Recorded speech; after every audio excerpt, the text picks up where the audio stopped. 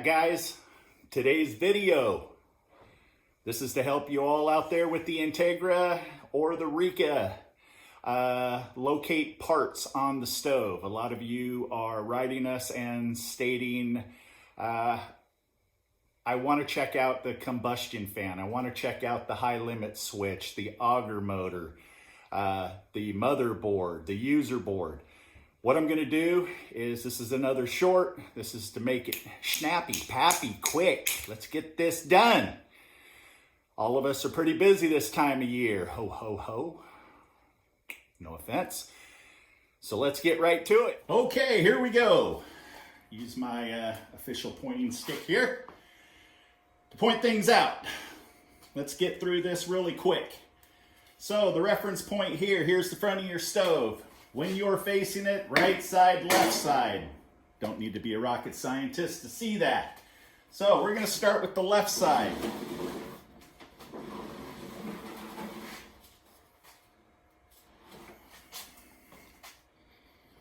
Left side of the stove. Inside of the hopper, you'll have two screws that are holding this side panel on. Same thing for the freestanding model. Unscrew them. Pop off your side panel. Now this is our famous stove that has been up on the bench for weeks and we've just been too busy to do anything with it. But if you've seen previous videos, you recognize it. We'll call him Seymour. Seymour here has several problems going on right now. First off, no combustion fan. Left side of the stove. Combustion fan sits right there.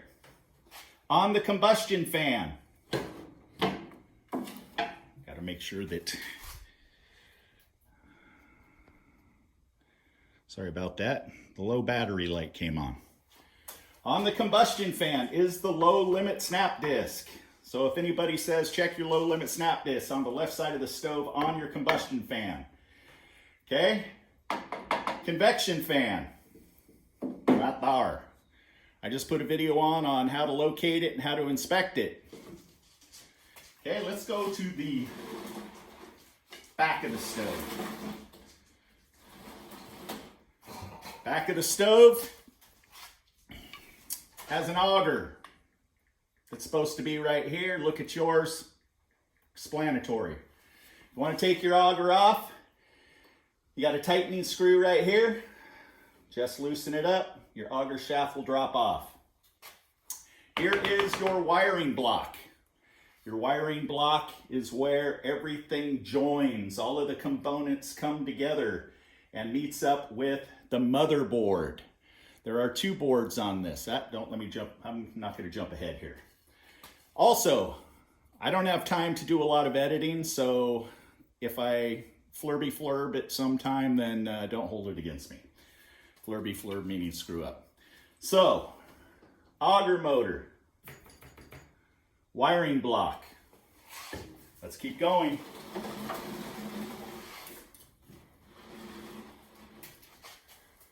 Okay, right here, you're definitely not going to recognize looking at yours, but right here is where your motherboard sits. Okay, your motherboard is held on by 4 screws. You drop this down.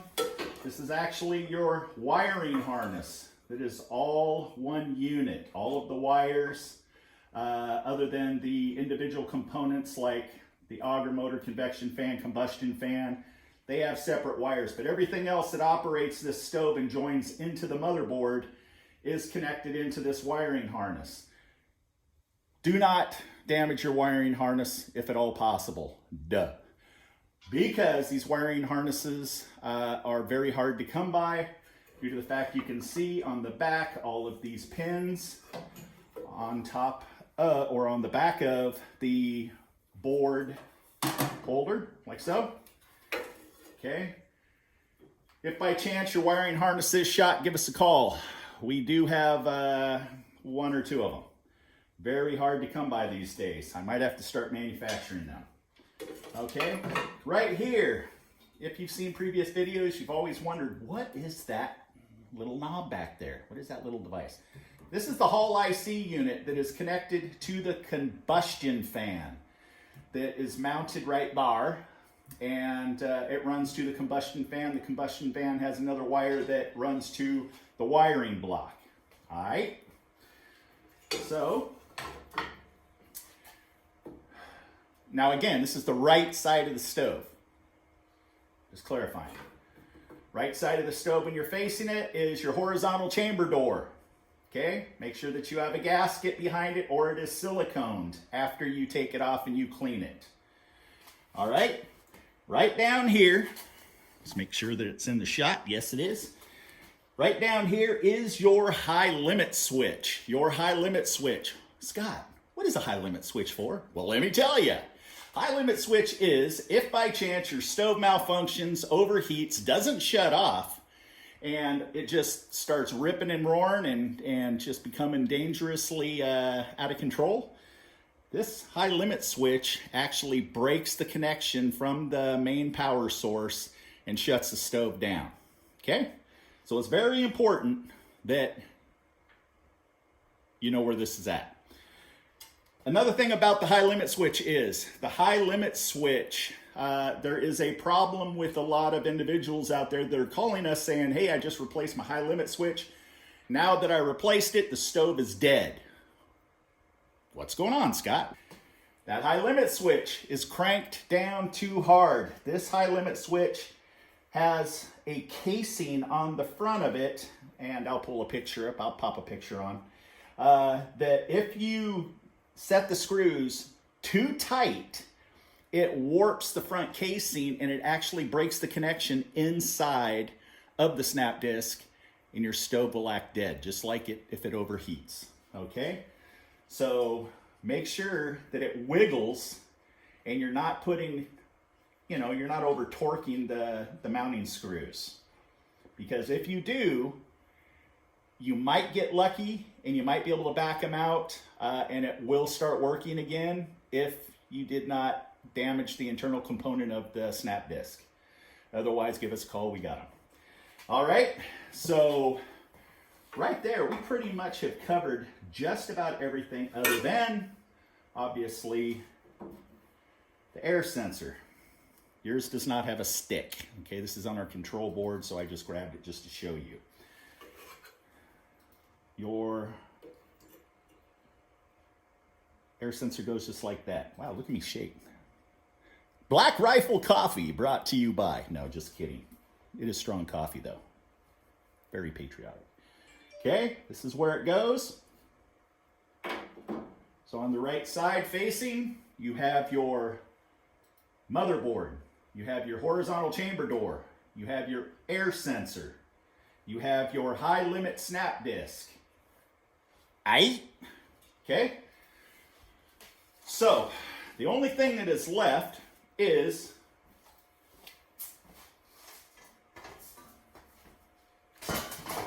I'm coming back. Hold on.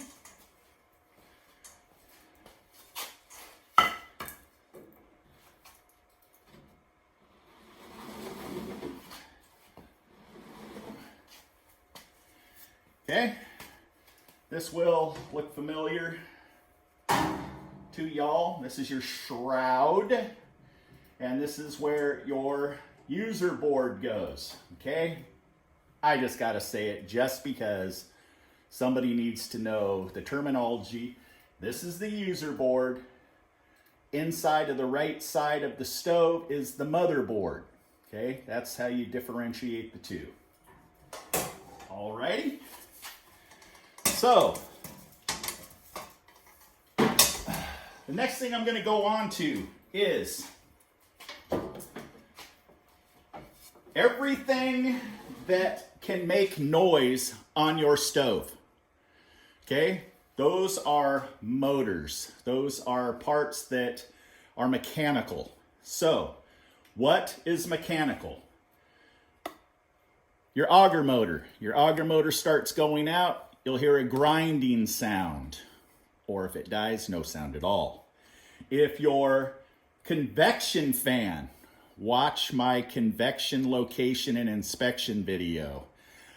starts to vibrate or starts to hit something inside of the stove, your convection fan is highly suspect. Next thing is your combustion fan. Your combustion fan is very well built, but when they go out, or if there is something inside of the flue or inside of the combustion chamber of the motor, then it will make noise and it will vibrate. That was hard to spit out. Okay, so the only other thing that actually is mechanical is the auger shaft itself. If you have a noise that's coming from the back end of the stove, more than likely it's the auger motor, or it is the auger shaft. This is the base plate of the auger shaft. I'll put a picture up and show it to you. You loosen up these 4 screws, and you'll need to pry it out due to the fact that this is sealed with high temp silicone. So if you do pull this shaft out because you get something lodged inside of the auger shaft, you'll have to pry it. It will slide out. Good time for you to, if by chance you take the shaft off of the base plate, you can roll it on a table and it should not wobble. Since these stoves are 30 plus years old, a lot of things have gone through that auger shaft, foreign debris which could have bent it over the years, and you can have a squeaking noise to where that shaft will hit the internal walls of the shaft channel. Once it's bent, I have never heard of anybody, straightening them out. They just contact us and we sell you a new one. If you are hearing a grinding noise, a squeaking noise, this is how you tell if it's the auger or the auger shaft. Watch the light on your user board, and when it turns red, that means that it's activating and it is turning the auger in the auger motor. Okay? So if the noise is occurring during the light, then it's one of those 2 things. Easy peasy. Okay, so nothing inside can make noise. And I'm just going to spin this around really quick just to keep us all on the same page. Convection fan, combustion fan, 2 of the #1 sources of noise making right here. Okay? Now, the convection fan obviously runs the whole distance from one side to the other, so the noise can be occurring on the opposite side of the stove, which, if it's a tinging, if it's like a that's a noise that's going to irritate you, and Mom is not going to be too happy. Okay? Pull your fan out, check it out. If you have any play in the cage, right here, if you have any play in there, that means it's time to give us a call and we'll help you rebuild it. The fan here, only thing that can be making noise, obviously, is the motor, and it's the bearings that go out there. Okay? It will vibrate, and if by chance you have something foreign inside of the flue or inside of the casing, you can see that fan blade there, it'll make noise. Okay?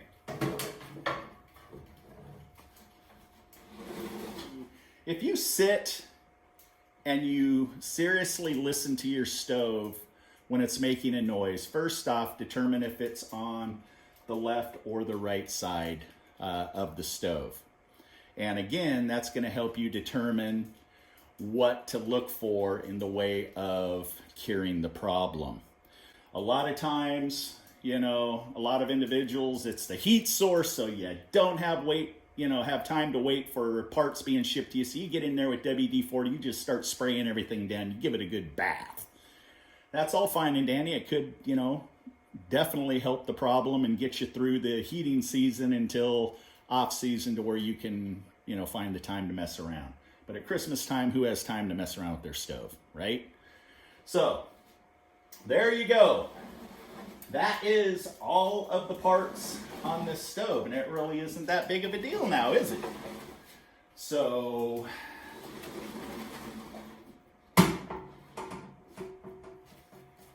if by chance you have any of these symptoms and you just cannot find, hi there. If you have any of these symptoms and you just cannot find the problem, email us, please, offgridstoves@gmail.com. A lot of individuals, and I must say this, has been trying to get us on the phone. We are not being disrespectful by not answering our phone calls, but a little rundown as to what Julie and I go through, and it's just the two of us, okay? We have our retail business. We are now manufacturing hearth pads. I am building a new powder coating oven. We are doing installations, not really trying to do too many of those these days, but we are still installing for those that just can't find an installer. And wow, it's hot in here. It's in the 70s here in Texas during the holiday season. Cool, huh? So again, please email us. You can call us and you can give our answering service your phone number if you absolutely have to speak with us. And I do understand we have a large, not overly large, but we have quite a few elderly individuals that really aren't into the high-tech stuff, and they still just use the phone these days, and they don't get online. I feel for you. Just call our answering service, explain that to them. We will return the call after 7 p.m. Central Texas time when things have slowed down to where we can try to help you out. It might not be the same day, but we will try to help you out. That's what we're here for. We understand the hardships of Rika and Austroflamm owners out there right now, that they have nobody to turn to due to the fact that since Austroflamm and Rika has been non-existent for 15 years, a lot of the technicians have disappeared or moved on to something else. But I've been in the hearth industry for over 30 years, and we're going to be the ones that you can always count on in order to assist you in the way of troubleshooting, understanding how to operate the stove. Just had a gentleman call us yesterday, said, hey, I just bought a house. It's got a pellet stove in it. I found the name Austroflamm. I seen you on YouTube. Can you help me out? I said, sure.